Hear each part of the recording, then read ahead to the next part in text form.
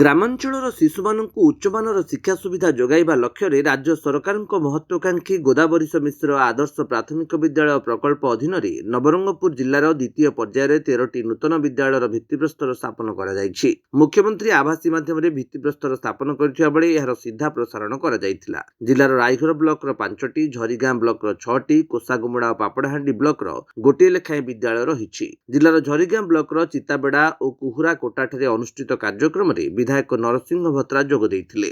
ଜିଲ୍ଲାର ଝରିଗାଁ ବ୍ଲକର ଚିତାବେଡ଼ା, କୁହୁରାକୋଟା, ଚିକିଲି, ହାତୀବାଡ଼ି, ଇଚ୍ଛାପୁର, କଙ୍ଗରା ମୋଟ 6ଟି ଓ ରାଇଘର ବ୍ଲକର ପହଲିପାରା, ରେଙ୍ଗାଭାଟି, ଭାରସୁଣ୍ଡି, ଡିଏନକେ, ଭରଡ଼ଖୁଣ୍ଟା, କାତ୍ରିବେଡ଼ା ମୋଟ 5ଟି ଓ କୋଷାଗୁମୁଡ଼ା ବ୍ଲକର ମାଝି ଧନୁଆ, ପାପଡ଼ାହାଣ୍ଡି ବ୍ଲକର ଚେରଚେଟା ସରକାରୀ ଉଚ୍ଚ ପ୍ରାଥମିକ ବିଦ୍ୟାଳୟକୁ ଗୋଦାବରୀଶ ଆଦର୍ଶ ବିଦ୍ୟାଳୟର ଭିତ୍ତିପ୍ରସ୍ତର ସ୍ଥାପନ କରାଯାଇଛି। ଏହି ବିଦ୍ୟାଳୟଗୁଡ଼ିକରେ ଶିଶୁ ବାଟିକାରୁ ଅଷ୍ଟମ ଶ୍ରେଣୀ ପର୍ଯ୍ୟନ୍ତ ପାଠପଢ଼ା ବ୍ୟବସ୍ଥା ଥିବାବେଳେ ଆଦର୍ଶ ବିଦ୍ୟାଳୟଗୁଡ଼ିକରେ ଉନ୍ନତ ଭିତ୍ତିଭୂମି, ଆଧୁନିକ ଶିକ୍ଷାଦାନ ପଦ୍ଧତି, ସ୍ମାର୍ଟ ଶ୍ରେଣୀଗୃହ, ଖେଳ ପଡ଼ିଆ ସହ ଶିକ୍ଷାର୍ଥୀଙ୍କ ସର୍ବାଙ୍ଗୀନ ବିକାଶ ପାଇଁ ଆବଶ୍ୟକ ସମସ୍ତ ସୁବିଧା ଉପଲବ୍ଧ ରହିବ।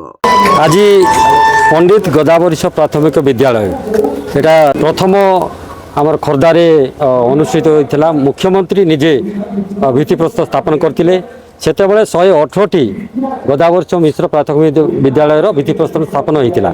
वर्तमान द्वितीय पेज ए 204 गोटी ओडिशा रे पंडित गोदावरीश विद्यालय भित्तिप्रस्तर स्थापन करुँच प्रिय मुख्यमंत्री। तेणु आज कुराकोट ग्राम रे मध्य चयन करा जायथिला एई विद्यालय को।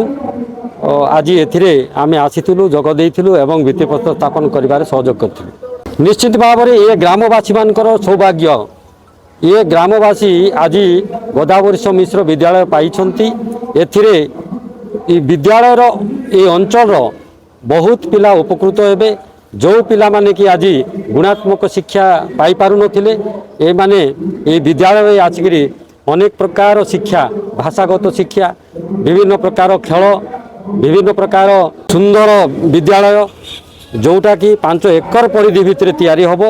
सेथिरे साइंस लैब रहिबो, पाचेरी निर्माण होबो, 2 महलार बिल्डिंग होबो, माने 6-7 कोटी टंकार ये विद्यालय निर्माण होबो। एथिरे आमर ग्रामवासी उपकृत होगा सहित ये अंचल पिला समस्ते गुणात्मक शिक्षार लाभ नहीं पारे।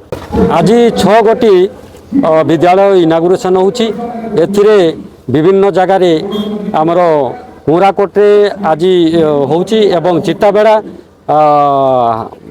चिकिली, इच्छापुर, कंगरा, हाथीबाड़ी एभली 6टा विद्यालय को आज गोदावरीश मिश्र विद्यालय रे आज बाछिछंती एवं शुभ उद्घाटन करा जाउछि। झरिगाँरू अभिषेक बेहेरांक रिपोर्ट, विश्व विजयी न्यूज ओडिशा।